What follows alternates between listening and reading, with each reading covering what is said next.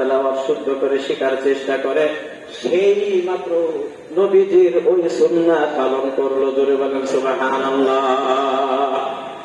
তার কারণ নবীজি কোরআন পেয়েছেন 40 বছর বয়সে। নবীজির উপরে কোরআন নাযিলের পরে দেখা গেল যে অনেক বয়স্ক সাহাবারা কোরআন তেলাওয়াত শিক্ষা গ্রহণ করেছে। সুতরাং এখন যদি কেউ বেশি বয়সে কোরআন তেলাওয়াত শিক্ষা করে, পারুক আর না পারুক, ওই বান্দা বান্দি নবীজির একটা সুন্নাত কায়েম করলো। কথা বলেন ঠিক কিনা? ছোট মানুষ যারা, বাচ্চা মানুষ, তারা তো শিখতেছে, এটা তো আলাদা। কিন্তু বয়স হওয়ার পরেও যদি কোরআন শিক্ষা করে, বুঝবেন সে নবীজির মজবুত এক সুন্নতকে আঁকায়। এজন্য বাবা, কোরআন ছাড়া আমাদের কোনো গতি নাই। হাদিসের মধ্যে আছে, আমরা যদি নামাজও পড়ি, নামাজ পড়ার পরও একটা নেক আমল করবেন। কি করবেন? একটা নেক আমল করার পরে আর একটা নেক আমল করার অভ্যাস করা। কেননা একটা নেক আমল করার পরে যদি পরবর্তী আর একটা নেক আমল করার সুযোগ পাওয়া যায়, বুঝবেন আগের নেক আমলটা কবুল হয়ে গেছে। সুবহানাল্লাহ। আপনারা বলেন, কোন বাচ্চা যদি ক্লাস 1-এ উঠে, ক্লাস 2-এ উঠে, তো এটা কি প্রমাণ করে? ক্লাস 1-এ ফেল করছেন? হ্যাঁ, ক্লাস 3-তে উঠতে পারছে মানে সে ক্লাস 2-এ পাস করছে। ক্লাস 3-তে উঠতে পারছে মানে সে 3-তে পাস করছে। এরকম বিষয়টা। যদি একটা ক্লাসকে পার করে আরেকটা ক্লাসে যায়, বুঝতে হবে আগের ক্লাস তার জন্য কবুল হয়ে গেছে। ঠিক এমনি ভাবে একটা নেক আমল করার পরে যদি আর একটা নেক আমল করতে পারে, বুঝবেন আগের নেক আমলটা আল্লাহ তাআলা কবুল করে নিয়েছে। বলেন সুবহানাল্লাহ। এজন্য বলেন, কোরআন তেলাওয়াত করা লাগবে না লাগবে না? কোরআন কারীমের 5টা হক, তার মধ্যে 1 নম্বর হলো কোরআনের প্রতি বিশ্বাস স্থাপন করা। সাউন্ড ঠিক করেন, বক্তা আসলে কিন্তু তাকে এটা তো সাউন্ড করতে আছে না, বক্তা তো এরকমই করবে। বাতাসটা দেওয়া কোরআনুল কারীমের হক কয়টা? যদি বলেন হাত জাগিয়ে বলেন কয়টা? মনে করতেছেন আমরা তো লোক সংখ্যা কম, বলে আবার বিপদ হয় কিনা। আপনারা বলেন কয়টা? 1 নম্বর হলো কোরআনের প্রতি বিশ্বাস স্থাপন করা, 2 নম্বর হলো কোরআনের তেলাওয়াত করা, 3 নম্বর হলো কোরআনের অর্থে, কোরআনের মর্মার্থটা বোঝা। কোরআন কি বলতে চায় আপনি যদি বুঝতে না পারেন, তাহলে ওলামার কাছে আপনি জিজ্ঞাসা করে নেন, কোরআন আপনাকে কি বলতে চায়। প্রয়োজন আছে না নাই? আপনাদের প্রয়োজনীয়তা বোঝানোর জন্য আমি সংক্ষেপ করে একটা গল্প বলি। এক লোকের বিবি আর 3টা সন্তান, 2টা ছেলে আর 1টা মেয়ে। এই লোকটা যখন বিপদে পড়ে গেল, অভাবগ্রস্ত হয়ে গেল, বিবির সঙ্গে পরামর্শ করেন, বিবি অভাব দেখা দিয়েছে, দেশে কোনো কাজ নাই, তোমরা বাড়িতে থাকো, আমি একটু প্রবাস কেটে আসি। প্রবাসে স্বাভাবিক ছোট পরিবার যখন হয়, 2টা ছেলে 1টা মেয়ে, বিবি, এই 5 জনের একটা ছোট্ট সংসার, এদেরকে রেখে বিদেশে যাওয়াও বড় কঠিন। এবং বাড়ির সদস্য তারাও মর্মাহত হয়ে যায়, কিভাবে থাকবো, কি হবে, কি করবো। প্রাণের স্বামী ডাক দিয়ে বলেন, বিবি এছাড়া কোনো উপায় নাই, কোনো উপায় নাই, কষ্ট হলেও তোমরা থাকো, বিদেশে যা। বিবি সন্তানেরা ডাক দিয়ে বললেন, বিবি ডাক দিয়ে বলতেছে, স্বামী বিদেশে যাবেন যান, প্রতিদিন আমাদের জন্য একটা করে চিঠি পাঠাবেন। আপনি কেমন আছেন, কি অবস্থা, আমরা একটু জানতে চাই। প্রতিদিন যদি একটা করে চিঠি আসে, তাহলে আমরা খোঁজ খবর রাখতে পারবো, আপনার প্রতি মহাব্বতটা থাকবে, ভালোবাসা থেকে জানি।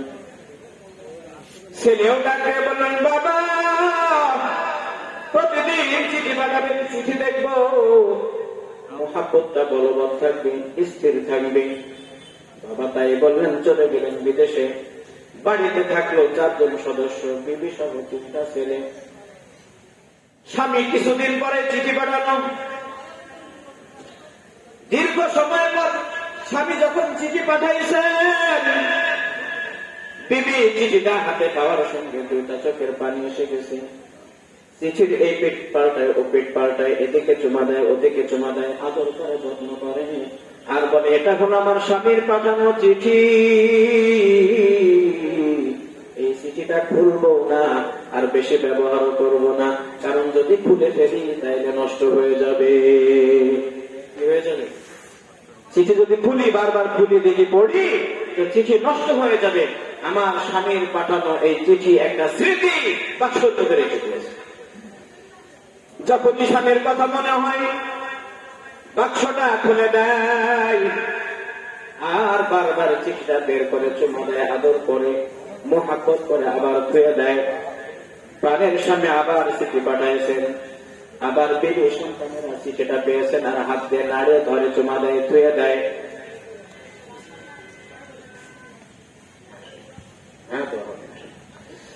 জিকির করেন লা ইলাহা ইল্লাল্লাহ, লা ইলাহা ইল্লাল্লাহ, লা ইলাহা ইল্লাল্লাহ, লা ইলাহা ইল্লাল্লাহ, লা ইলাহা ইল্লাল্লাহ, লা ইলাহা ইল্লাল্লাহ, মুহাম্মাদুর রাসূলুল্লাহ। সকলে বলে সাল্লাল্লাহু আলাইহি ওয়াসাল্লাম। সম্মানিত হাজির, যেটা বোঝানোর জন্য বলতেছিলাম, একেবারে বোঝানোর জন্য, স্বামী যখন 3 নম্বর চিঠি পাঠাইলেন, ঠিক প্রতিবারের ন্যায় এই চিঠিটার প্রতি আচরণ একই করে, মানে চিঠি খোলে না, আদর যত্ন করে রেখে দেয়, জমা দেয়, চিঠি খোলে না। এভাবেই করে করতে করতে বিদেশ থেকে স্বামী ফিরে আসছেন।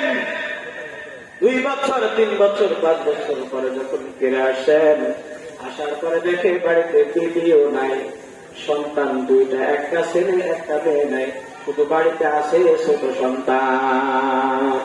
নাই কয়জন? 3 জন। শুধু ছোট সন্তানটা বাড়িতে আছে, বাকিরা কেউ না।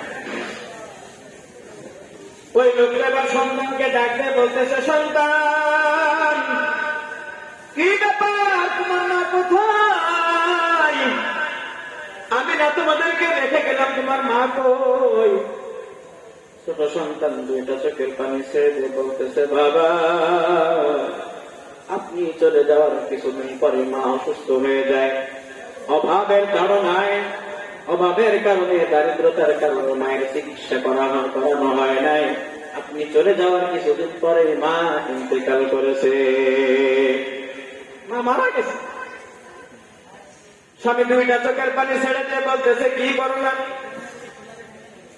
যাদের সুখের জন্য ত্যাগ করে চলে গেলাম বিদেশে, বিদেশ কাটলাম, সবই করলাম, কষ্ট করলাম, মহাব্বত ত্যাগ করলাম, অথচ আমার প্রাণের বিবি রোগাক্রান্ত হয়ে চিকিৎসিত না হয়ে মারা গেছে। কি বিষয় বলো তো সন্তান?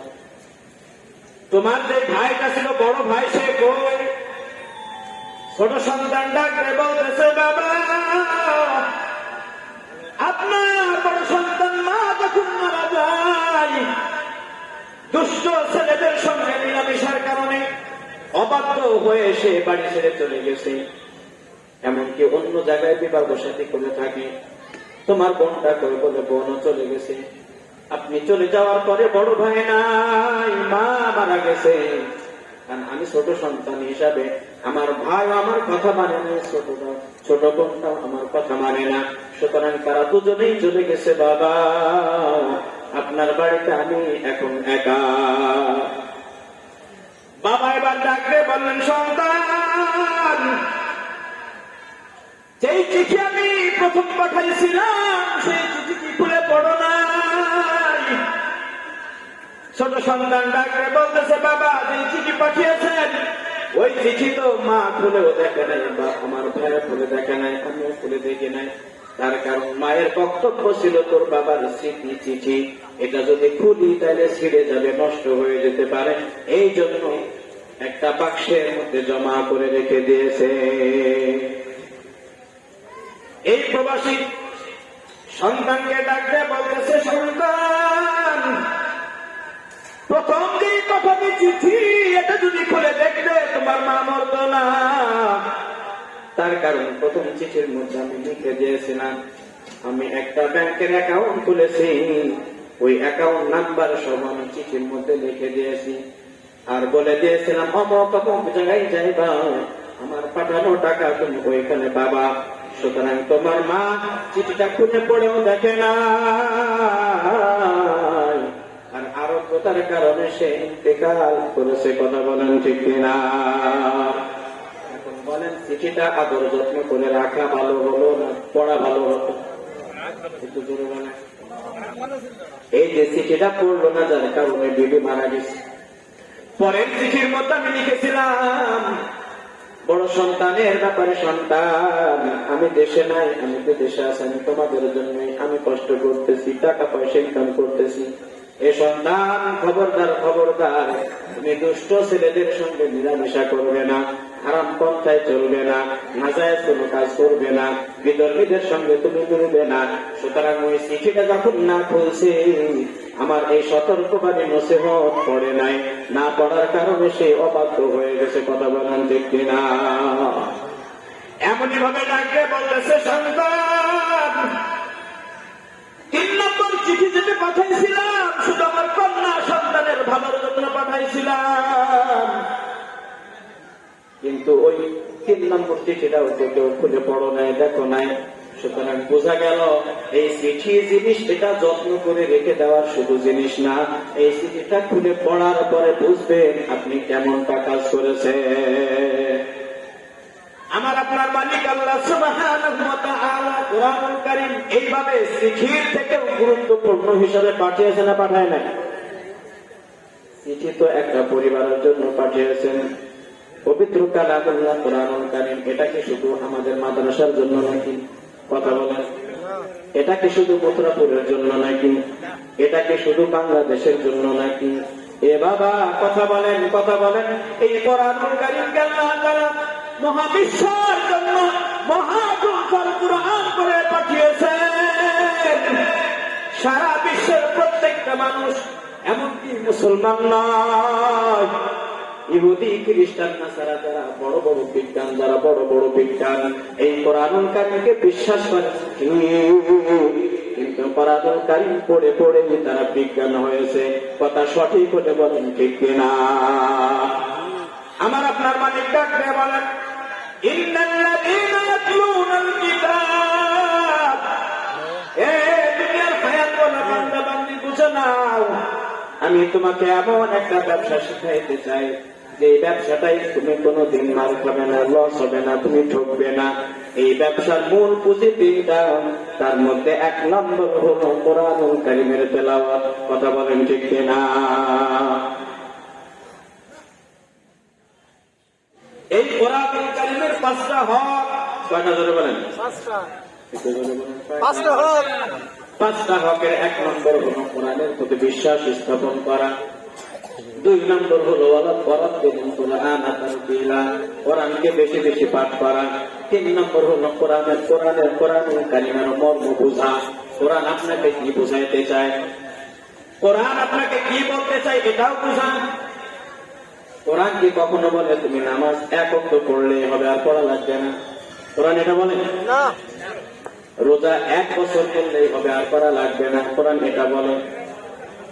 কোরআনুল কারীমের মধ্যে একটা পুরা পরিবারের জীবন ব্যবস্থা রয়েছে, সমাজের জীবন ব্যবস্থা রয়েছে, একটা রাষ্ট্রের জীবন ব্যবস্থা রয়েছে। শুধু তাই না, সারা বিশ্বটা কোরআনুল কারীমের ভিতরে আল্লাহ তাআলা সারা বিশ্বকে চালানোর মতো জীবন ব্যবস্থা বানিয়েছে। বলেন সুবহানাল্লাহ। 4 নম্বর হলো কোরআনের মর্ম বোঝা, আর 5 নম্বর হলো কোরআনুল কারীমের প্রচার প্রসার করা। শুধু নিজে তেলাওয়াত করলে হবে? কথা বলেন ঠিক কিনা? কোরআন